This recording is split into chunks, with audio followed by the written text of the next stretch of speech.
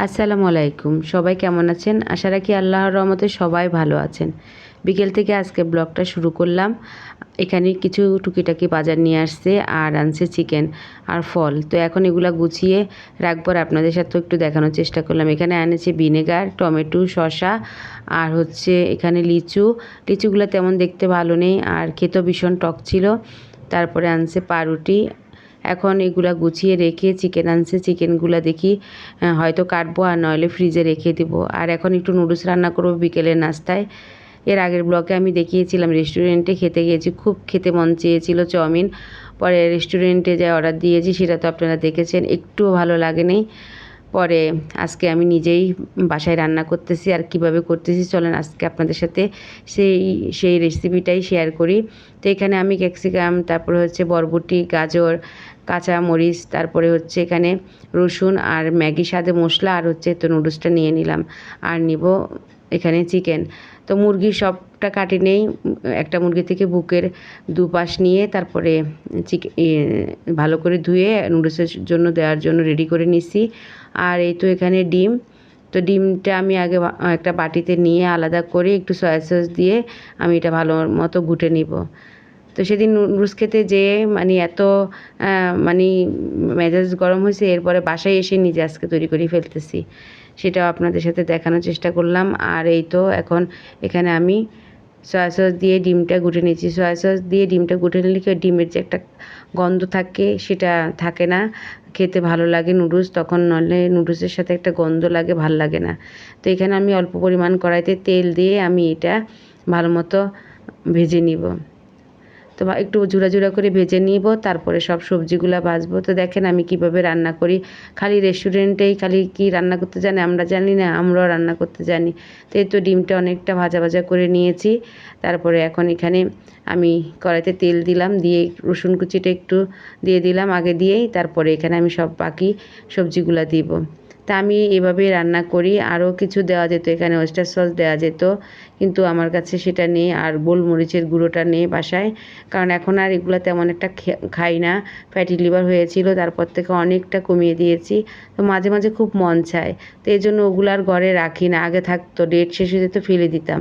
আর এখানে এই তো আমি গাজর কুচি, বরবটি, তারপরে হচ্ছে ক্যাপসিকাম দিয়ে দিয়েছি, দিয়ে এটা নেড়েচেড়ে ভেজে তারপরে এখানে আমি নুডলসের সাথে যে মশলা ছিল সেগুলো আমি দিয়ে দিলাম, দিয়ে আর একটু নেড়েচেড়ে ভেজে নিলাম। তো এখানে একটু সয়া সস দিয়ে দিব, দিয়ে আর একটু নাড়াচাড়া, আমি কোনো লবণ দিব না নুডলসে, কারণ সয়া সস তো এমনিই লবণ থাকে। আর এই তো ভাজা হয়ে গেছে, এখন উঠিয়ে নিচ্ছি। তো এই তেলের মধ্যে আমি চিকেন দিয়ে দিলাম, মুরগির বুকের মাংসটাই নিলাম, তো এটাও তেলের মধ্যে আমি ভাজবো। ভেজে এখানে আমি একটু সয়া সস দিয়ে দিচ্ছি, দিয়ে এটাকে নেড়েচেড়ে ভেজে নিব। আর এটার সাথে আমি স্বাদে মশলা দিব, ম্যাগি স্বাদে মশলাটা দিয়ে দিচ্ছি। আর এটা হচ্ছে এখানে প্রাণের একটা, আর হচ্ছে ম্যাগি স্বাদে মশলা একটা। আর এখানে আমি একটু রসুন পেস্ট দিয়ে দিয়েছি স্বাদটা বাড়ার জন্য। আর এই তো বাকি সব সবজি দিয়ে দিলাম, চিকেনটা ভাজা হয়ে গেছে। তো এখন আমি এটা ভালো মতো ডিম, কাঁচামরিচ সব দিয়ে মিক্স করে তারপরে আমি এখানে নুডলসটা দিয়ে দিব। বিশ্বাস করেন এত দারুণ হয়েছে খেতে, রেস্টুরেন্টও ফেল, এত টেস্ট হয়েছে, খুব মজা হয়েছিল। তার এই তো নুডলসটা কিন্তু আমি তেল দিয়ে সিদ্ধ করেছি, তারপরেও সব ভাজি করতে করতে ওই 5-10 মিনিটে বসে গেছে চাকা ধরে। আর এই তো এখানে আমি প্রাণের স্বাদে মশলাটা দিয়ে দিলাম। এখন এটা আমি ভালো মতো নেড়ে চেড়ে, দেখেন কতটা সুন্দর হয়েছে, কত ঝুরঝুরে হয়ে গেছে, কত সুন্দর হয়েছে। রেস্টুরেন্টও ফেল হয়ে গেছে, দেখেন কত সুন্দর হয়েছে, যেমন সুন্দর হয়েছে তেমন খেতেও দারুণ হয়েছিল। তো এই তো এখন বসে বসে খাচ্ছি, খেয়ে দিয়ে তারপরে রান্নাঘরে যাব। তো আপনাদের সাথে একটু দেখালাম যে খেতে বসলাম। আর খেয়ে দিয়ে সব ধুয়ে এগুলা রেখে গেছি, এখন এগুলা গোছাবো, গুছিয়ে রাতের খাওয়া দাওয়া তৈরি করতে হবে। তো সন্ধ্যার নাস্তা তো কমপ্লিট হয়ে গেল, এখন রাতের চিন্তা।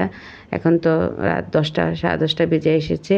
তো এই তো আমি এগুলো সব গোছায় রেখে তারপরে আটা করব, রুটি বানাবো এখানে। তো এখন সব গুছিয়ে রাখতেছি, সেটাও আরেক জ্বালা, সব ধুয়ে আবার শুকাতে হয়, শুকিয়ে আবার সব জায়গায় গুছিয়ে রাখতে হয়। তো অনেক কাজ, একদম যে বিকেলে দুপুরে রান্নার পরে যে বিকেলে কাজ থাকে না, না, অনেক কাজ থাকে। তো এই তো সব কিছু গুছিয়ে রেখে এখানে আমি ডিম আনছে, তখন ওই যে ডিমও আনলো, কিন্তু সেটা আর আমার মনে ছিল না। পরে মনে হচ্ছে ডিম ভিতরে কোনো সমস্যা আছে, দেখলাম একটু সাইডে দিয়ে ভিজে তারপরে দেখি যে হ্যাঁ ওই কোনায় ডিম আটকে গেছে, পচা ডিম ছিল। পরে আমি পচা ডিমগুলো উঠিয়ে সিনকে ফেলে দিলাম, আরগুলো দেখতেছি ভালো কি না। মানে ডিম আনলেই এরকম অবস্থা, সব পচা থাকে। এখন গরমের কারণে মনে হয় ডিম পচে যায়। তো এই তো ডিমগুলো এখন সব নিব, নিয়ে আমি এগুলো ধুবো আর দেখতেছি একটা একটা করে ফাটা আছে কি না, কারণ ধুতে গেলে তো না হলে আবার সব ভেঙে পড়ে যাবে। তো এই তো ডিমগুলো নিলাম, এখন পানিতে একটু ভিজিয়ে রাখবো, পরে ডিম দিয়ে আস্তে আস্তে করে কাপড় দিয়ে আলতো আলতো করে ডলে ডলে সব ধুয়ে নেব। ডিম ধোয়া ছাড়া আমি ফ্রিজে রাখতেই পারি না, অনেক চেষ্টা করি না ধুয়ে রাখার জন্য, কিন্তু ধুয়ে রাখি। আর এই তো ডিমটা ধুয়ে তারপরে রেখে দিলাম। আর এখন এখানে আমি আটা করে নিচ্ছি। অল্প পরিমাণে আমি এখানে আটা করতেছি, ওই ফ্রোজেন করে আর রুটি রাখা হচ্ছে না। এখন ওই রাত্রেবেলা 2-1টা 3টা 4টা এরকম করে বানিয়ে নিই। এই 1টা 2টা যা খাওয়ায়, আর 2টা থাকলে হয়তো 5টা বানাই, 3টা খাওয়ায় বা 2টা খাওয়ায় আর 3টা রেখে দেওয়া হয়। তো পরের দিন আর বানানো লাগে না। তো এখন রুটিটা আমি এখানে আটা করে নিচ্ছি একটু লবণ দিয়ে। আর এটা লাল আটা, সঙ্গে একটু ময়দাও মিক্স করা আছে, একদম লালটা খেতে পারি না, তো একটু ময়দা মিক্স করছি। এই তো এখন আটাটা ভালো মতো খামির তৈরি করে নিচ্ছি। তো এই তো খামির তৈরি হয়ে গেছে, এখন বেলে নিব। বেশি হবে না, মনে হয় 4টা 5টা হবে, দেখি কয়টা হয়। যে কটা হয় একটু মোটা মোটা করে বানাবো, কারণ একটা তাহলে মোটা করে বানালে একটা খেলেই হয়ে যায়। তো এই তো আটা করে ফেলছি, এখন খামির তৈরি করে নিচ্ছি। কয়টা হবে খামির তো তৈরি করে ফেলছি, এখন দেখি কয়টা হয়। তা এখন মনে হয় 5টা হবে। তো 5টা হলে হোক, 5টা থেকে 2টা খাওয়াবে আর 3টা রেখে দিব। তো এখন এই তো রুটিটা বানিয়ে নিচ্ছি। তো রাত্রেবেলাও অনেক কাজ থাকে, অনেক কিছু করতে হয়। এই আর ভাত না খেলে তো রুটির একটা ঝামেলা থাকে, আর বানানো থাকলে কোনো ঝামেলাই থাকে না।